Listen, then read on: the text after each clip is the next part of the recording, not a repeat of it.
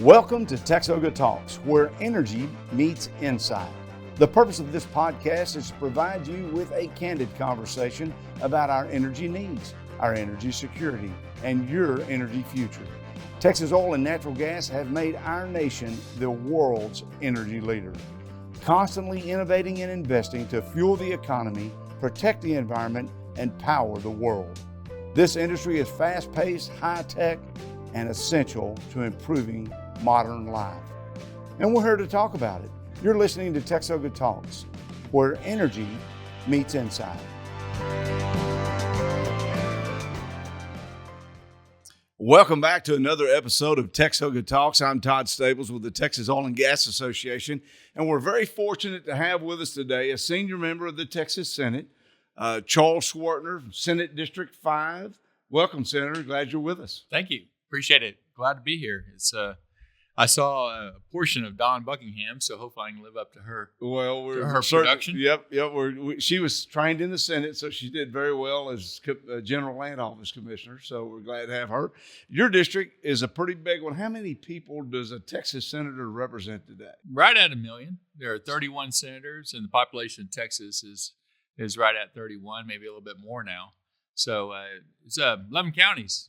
Some senators have a lot more counties, and some have fewer, obviously. But mine includes all the Brazos Valley, goes from the far east, San Jacinto County, to Williamson County on the far west. That's a big piece of Texas. It's amazing to think, folks, that a Texas senator represents more people than someone in the United States Congress. That's right. Or the governor of Alaska, the governor of I think Idaho, South Dakota. So many I think there are states. 5 states that have populations less than 1 million. So it's a large number of constituents. Honored to serve the people of Senate District 5. It's obviously the best Senate district in all of Texas. Well, you're kind of fortunate. You run from the capital of Texas. You're just north of here. And thanks, by the way, for running away from the capital today to visit with us just for a few minutes. But you run to another place that's pretty important in Brazos County that I think a lot of, and that's the campus of Texas A&M University. Texas A&M University. My son went there. My father graduated from there. My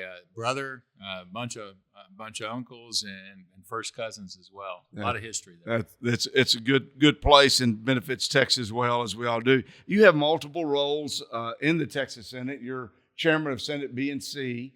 The issues that you work with are very broad. Tell us a little bit about the types of issues in business and commerce that you shepherd throughout the legislative session. Sure. It has business and commerce is a broad committee and does have jurisdiction over a large number of interests in the state of Texas, including the electricity market, things like the PUC and ERCOT, entities that generate electricity and supply electricity through transmission.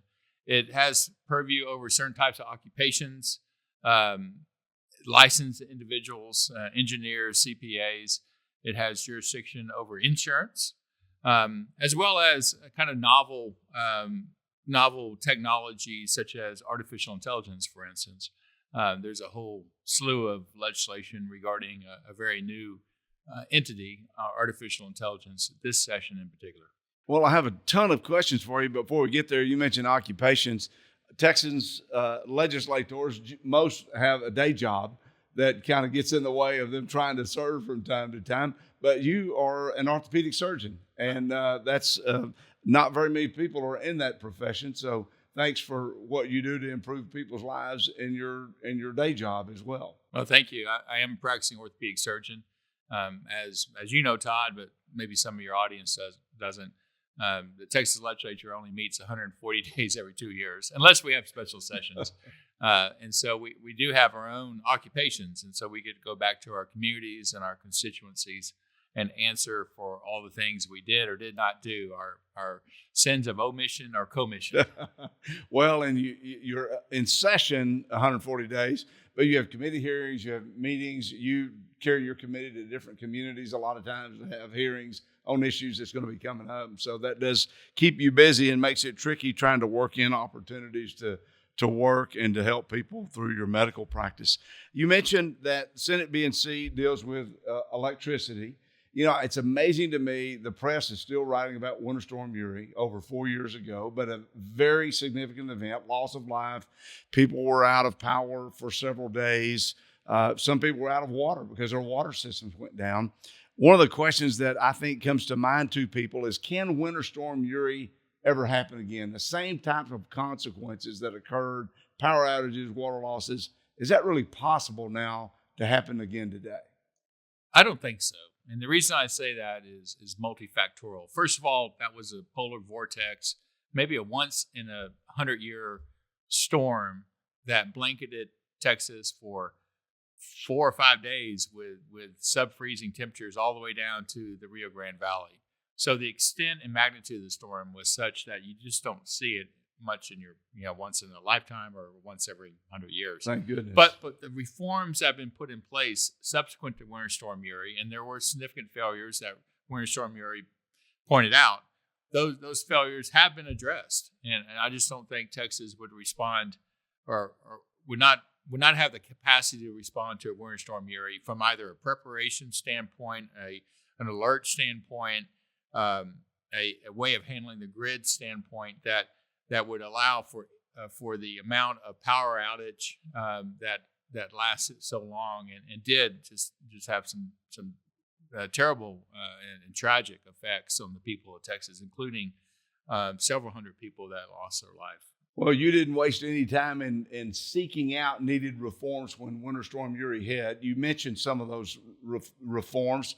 Can you go into us and tell us a few of the things that kind of the highlights that you see to make certain that what occurred to our electric grid, our electric generation system during Uri is not likely to happen should these same kind of weather effects be encountered again?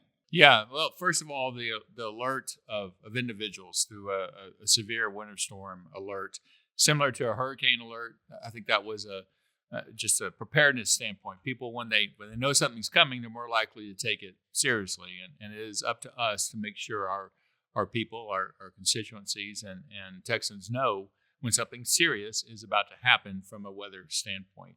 And so that was one thing. And then also the coordination between the natural gas delivery, which supplies obviously the natural gas generation assets in our electricity fleet. Those two were not in harmony regarding the amount of communication coordination that was happening in preparation for significant weather events. There was the Texas Energy Reliability Council, TERC. That was an informal entity. It has now been formalized and statutorily put in place, and it does have a very robust functionality and capacity now. There were other aspects of Senate Bill 3 regarding weatherization, not just of natural gas electric generation plants, but also of the supply chain that supplies those natural gas plants, of the compressors and pumps and pipelines that transmit natural gas to the electric generation plants. Well, it was very broad. It was very extensive, and the Senate and your committee and the legislature and the governor and the lieutenant governor and the speaker really left no stone unturned. One of the things that our industry was particularly pleased with is the designation of critical infrastructure, because what we found out during that time period, our facilities were losing power, which affected the whole supply chain. And so we now know that those entities are designated as critical, so we keep the power on and keep things moving. I think it's going to be a big difference. I want to applaud you and others associated with TXOGA bringing forth about the mapping that was necessary to accomplish the supply chain and also the designation of critical infrastructure. There was really, I think all parties had a commensurate responsibility, and I'm talking about stakeholders in industries, individuals that were affected, and obviously legislators. We had maybe trusted too much the system that had been designed after deregulation, and there was just not enough coordination, communication, oversight of the entire system to the benefit of Texans. And that was corrected by Senate Bill 3, and it was corrected by everybody that had a big voice in Senate Bill 3. It was probably the bill that I remember that the senators having the most input. Right after the storm, there were hearings on the Senate floor, which is unusual for the Business and Commerce Committee.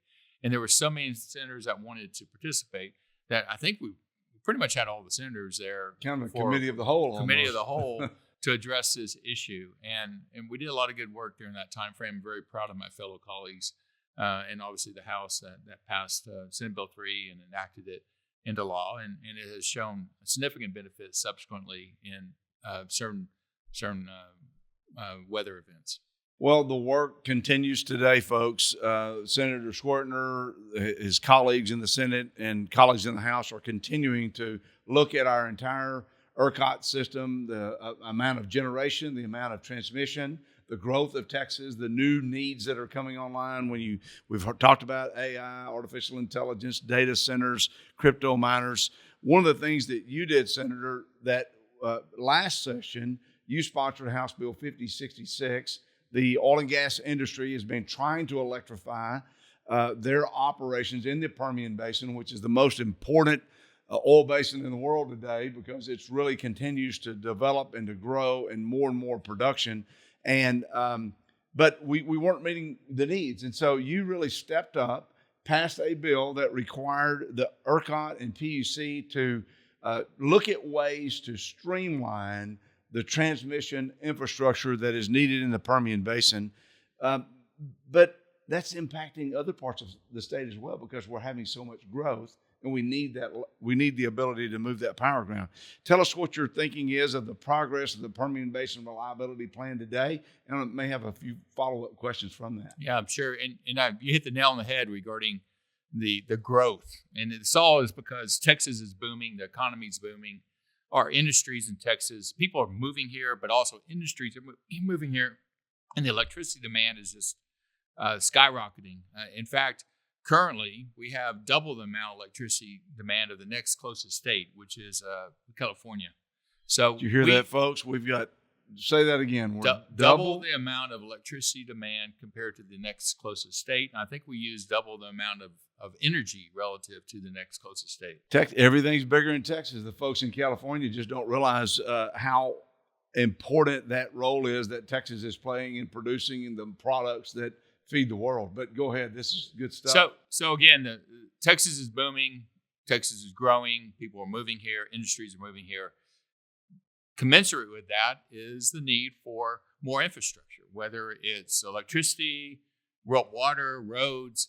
But regarding electricity, we have to generate it and we have to transmit it. And House Bill 5066 spoke to the dramatically increased needs of electricity transmission in the Permian Basin for the electrification of the oil field, but also for data centers that are going up out there. And there's a really big facility in Abilene. President Trump had a White House announcement about it with the CEO of Oracle, Larry Ellison.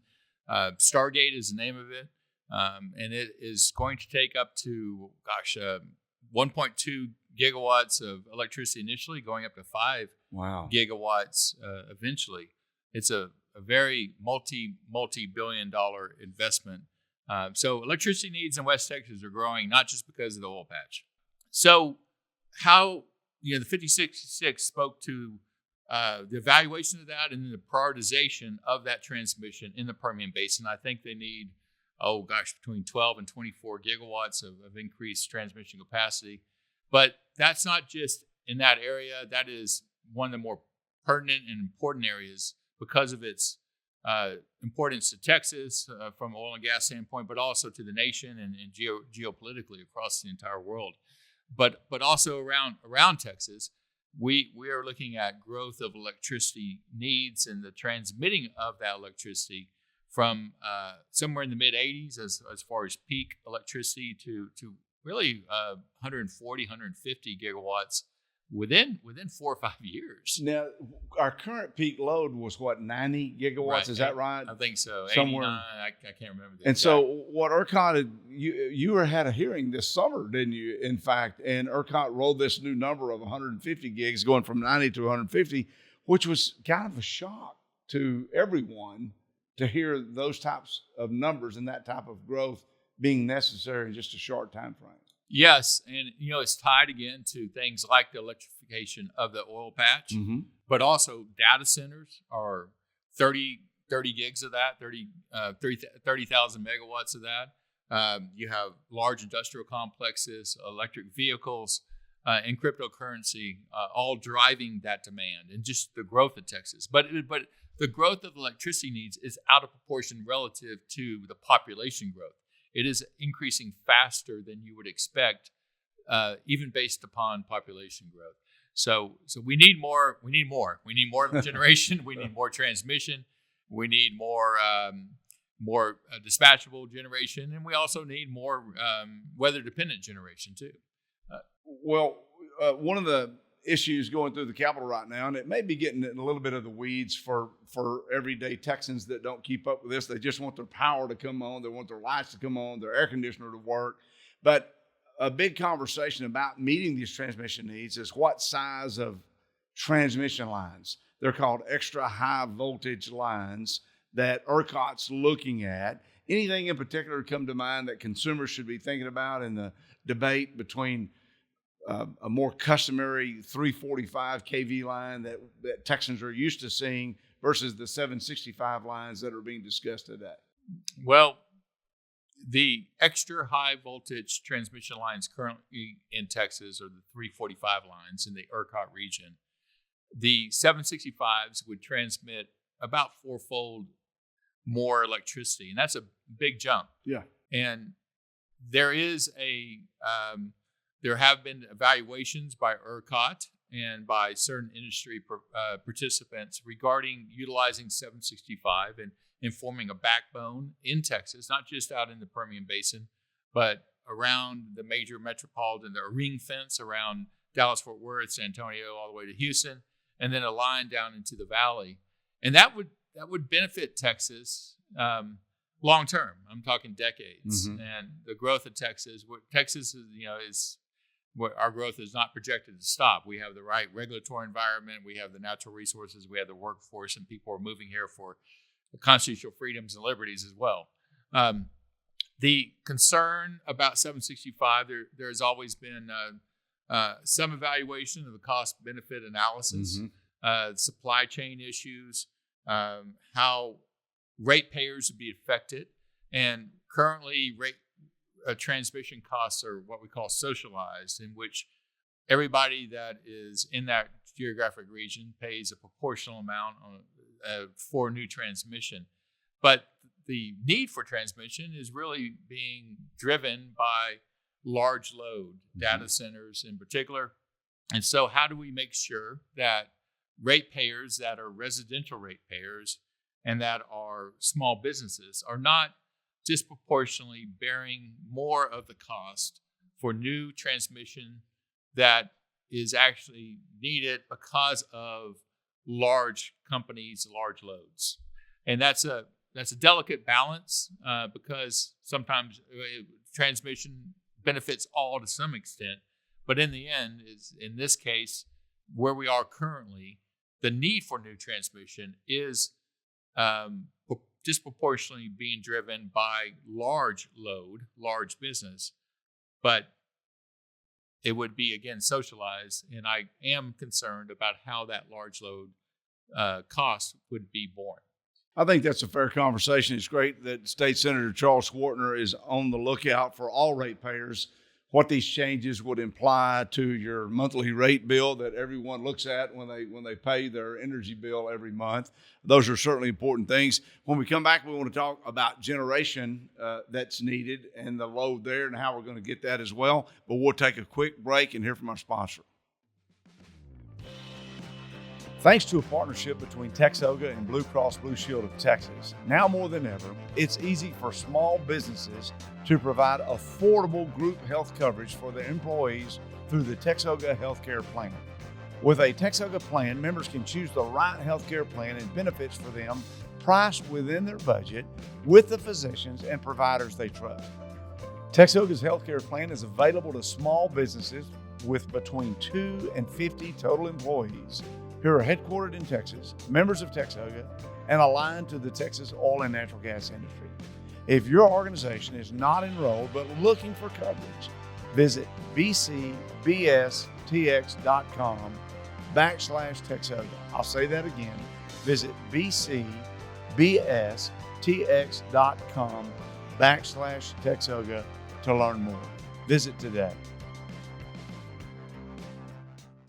Well, welcome back. We're visiting with State Senator Charles Schwertner, Chairman of the Senate Business and Commerce Committee. Senate District 5 represents 11 counties in Texas and almost 1 million Texans, but the decisions he makes impacts all Texans' lives. Senator, glad to continue the conversation with you. Before the break, you mentioned something that we were almost twice as big as California in terms of power usage. Kind of walk us through just how big Texas is and who is behind us in that curve if we're number one.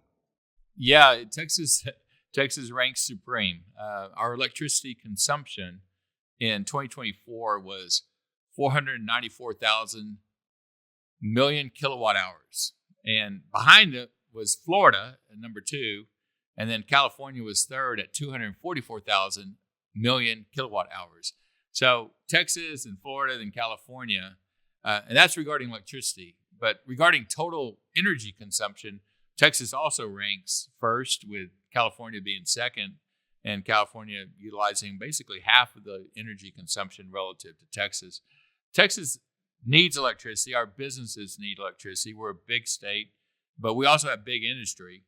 We have large LNG export terminals. We have large industrial complexes, a ship channel, oil patch as well. Petrochemical facilities, refining, data centers too, preferentially because of our competitive energy market, are coming here to Texas, as well as our crypto mining facilities that can participate in some of the ancillary services that are available in our energy-only competitive market. Now, you were worried a little bit about the ability of generation to meet the load growth that we were having. We've been talking about transmission before the break, but before you can transmit electrons on a transmission line, it has to be generated from something. Share with our listeners a little bit of what the energy mix looks like today for Texas. Where does our power come from that goes on the lines that ends up in our homes? Well, Texas has a robust energy portfolio mix. Historically, I'm talking decades ago, it was coal and natural gas with just a tiny little bit of nuclear.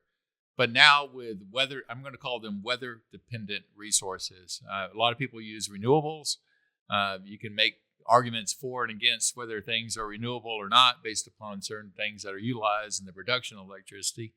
But in my opinion, the most appropriate term is weather-dependent resources, which include things like solar and wind.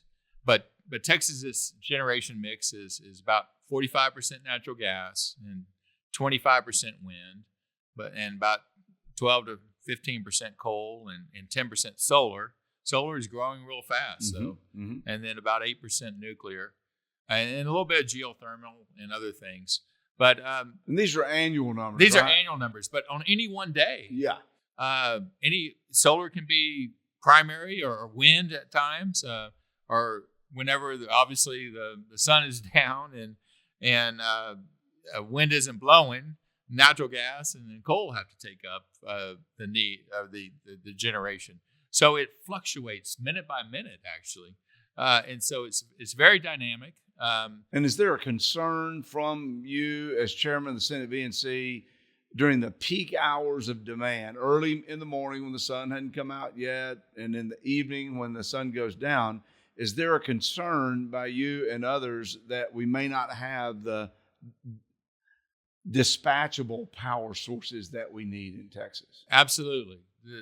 We need dispatchable generation for times in which the wind is not blowing and the sun is not shining, and there are significant generation needs, demand on the grid. And the only way you can meet that is through dispatchable generation, whether it's natural gas, coal, in some respect battery, but battery has a finite amount of dispatchability, and nuclear. And so the grid has to be harmonized and maintained at a certain voltage, a certain hertz frequency. And that has to be very precisely tuned, or you can have catastrophic failure of the grid. And so if you do not have the dispatchability asset that is able to be called upon, the grid has to then be maintained by diminishing load. And in the worst of cases, that is called load shed, in which assets are depowered quickly to preserve grid integrity. And that's not always a bad thing. If you have a large user that can lower their power consumption during peak periods, that benefits all consumers because they're lowering their demand. It creates less demand on the supply, on the demand side of things, and in doing so, it helps lower those prices during those peak periods. But last session, y'all passed the Texas Energy Fund. You passed it. You sent it to the voters. The voters approved it in the Constitution Amendment. I think you allocated about $5 billion to stimulate new dispatchable generation sources. Was that enough? Does that get us where we need to be? Or do you think there needs to be more done this legislative session in dispatchable generation? I think we need more natural gas dispatchable generation. We need certainty that we will have those assets on the grid when called upon. The Texas Energy Fund was a way to kickstart that, to say Texas wants natural gas dispatchable generation, and we are willing to put taxpayer dollars to that task by instituting a very low interest rate loan program, dollars that will be loaned out and returned to the state treasury, as well as things like completion bonuses that are given to entities that come online based upon a certain time frame. It is, in government, if you want something, you incentivize it, right? So I think it's reasonable at certain times to incentivize things that are necessary infrastructure. And in this case, electricity. It is a difficult challenge when Texas is trying to counteract the effects of very large federal subsidies when it comes to wind and solar, the production tax credit and others that have significant effects on the long-term economics of building certain types of generation assets, natural gas, electricity generation, for instance, that have to deal with wind and solar that can actually at times bid into the market with negative rates that still actually produce a profit for that company, that wind company or that solar company, because they're getting subsidized to the extent that by these federal tax programs. That disrupts markets and causes different behavior than you would normally see, and that's what makes it a difficult juggling act, because we have what's called an energy-only market, right? We're not regulated like other states are, and that's a big distinction. That is, yes. And so there is competition regarding a price and what generation asset comes onto the grid at any one time to produce electricity, and they get paid a rate that fluctuates. They do not get paid a certain dollar for each megawatt no matter what.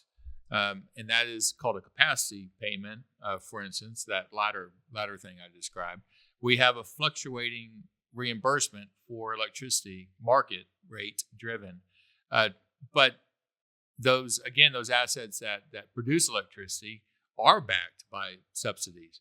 And so in particular, the federal subsidies of wind and solar are such that they do distort the free market, the competitive market here in Texas. So that new generation incentives is really about a couple of things. One of it's reliability. You mentioned we have to have that reliable energy sources, but it's also about, consumers benefit when there's competition. Having more generation makes more competition, and that's a good thing for consumers and they benefit from our current structure. Does it ever worry you that we have so many moving parts now in trying to manage our grid and the different incentives that are being necessary? Does it ever make you wonder, are we adding cost unnecessarily sometimes in the way that the grid might be managed by ERCOT? Well, we have to respond to changes that are coming at us from an international or national level. In this case, subsidies from the federal market. Texas, that's what we do as a legislature. We adjust. ERCOT is in charge of our grid, manages our grid. They're the flight controller of the grid, and there are some very well-intentioned and learned individuals. Chairman Bill Flores is the current chairman. But regarding just the integrity or structure of the grid, the only other option would be going to a grid that would cost more, because we would be paying for that reliability through a capacity payment or some methodology that raises costs for ratepayers, that is not as dynamic, I think, and would not generate as much interest from large industries that want to move to Texas and participate because of the affordability of our grid, but also the ability to participate in the energy-only market. I think it drives the greater aspects of our economy as well. That's a good perspective to keep in mind. You mentioned batteries as another source, but they're not having a big impact today. Tell us what you think about, will there be growth in batteries, and tell us a little bit about nuclear as well. Yeah, both of those areas are very exciting. Batteries play a great part in those shoulder hours whenever we have peak demand, right when the sun's going down and we lose all our solar, but everybody's home from work and they are cranking on their AC and they're cranking up the electricity in their house. So batteries have that finite time frame for which they can discharge before having to be recharged 2 hours, 4 hours. And we can make a 12 or 24-hour battery that can discharge the full amount the entire time. Would be solving a lot of our problems. But what concerns me are those times of extreme risk in which you have massive demand on the grid for long periods of time, hours or even days. A winter storm Uri, or a severe winter storm, or an extremely hot day that is pulling on the grid and pulling on the grid and pulling on the grid. Batteries can help a little bit there, but we need at that time base load power and dispatchable power, natural gas, and the residual coal that's still on the. But then you mentioned nuclear. There are 2 nuclear assets currently on the grid that supply about 8%. And it's base load. They're always on, right? And there is great excitement and belief that small modular reactors, SMRs, and new nuclear technology will be an ever-increasing part of the electric grid and the generation fleet.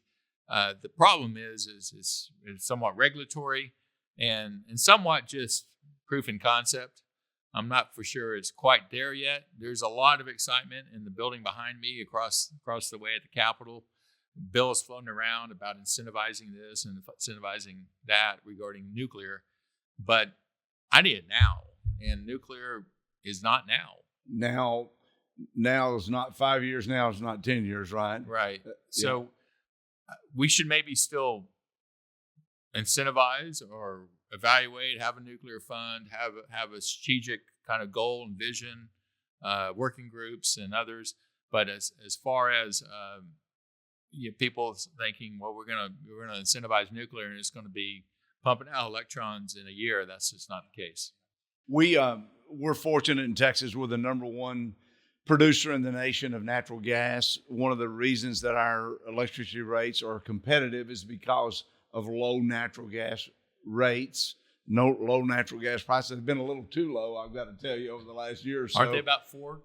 They've come up a little bit, but we've had such an oversupply that it's depressed prices to the point where we send rigs being sat on the sidelines. Some people just, throttle back production because the economics of all of this has to work.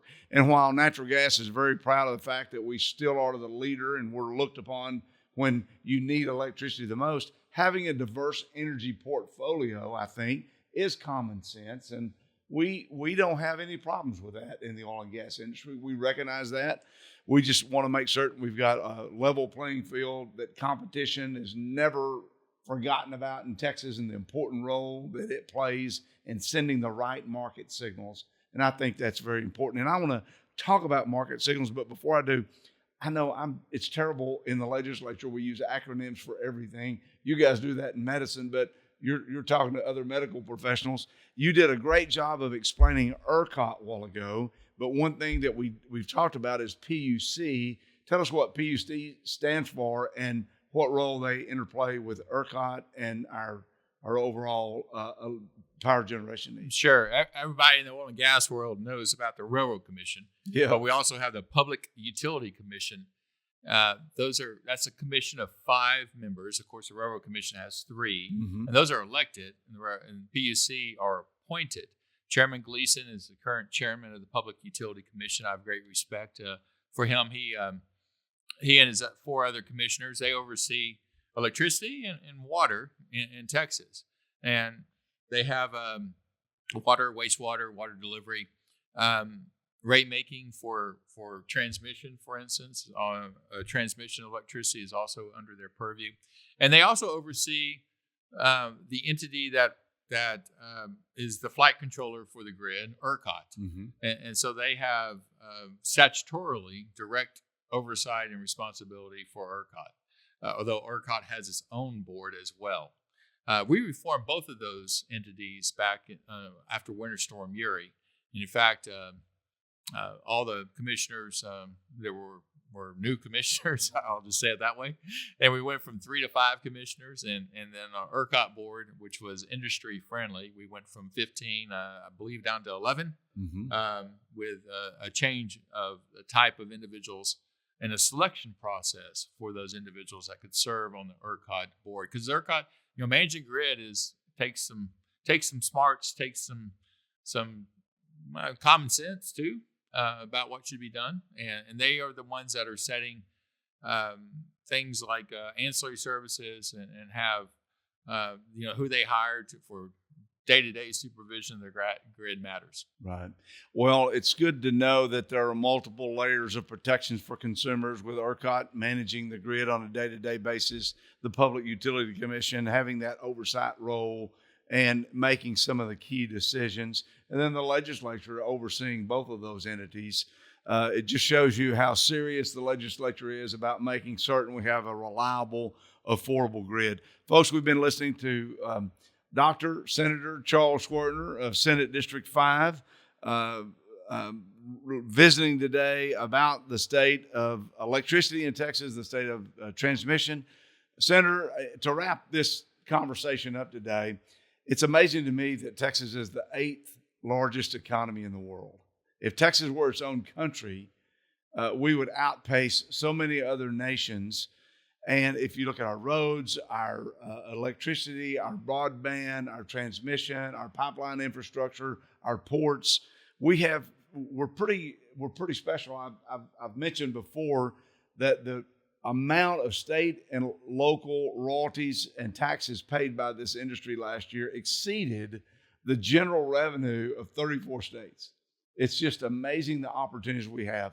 Knowing all of this, kind of want you to look at this for us as we wrap up and hearing from Senator Schwertner today.